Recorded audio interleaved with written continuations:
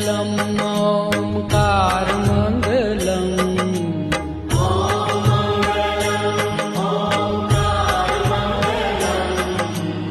ॐ मङ्गलम् ओङ्कारमङ्गलम्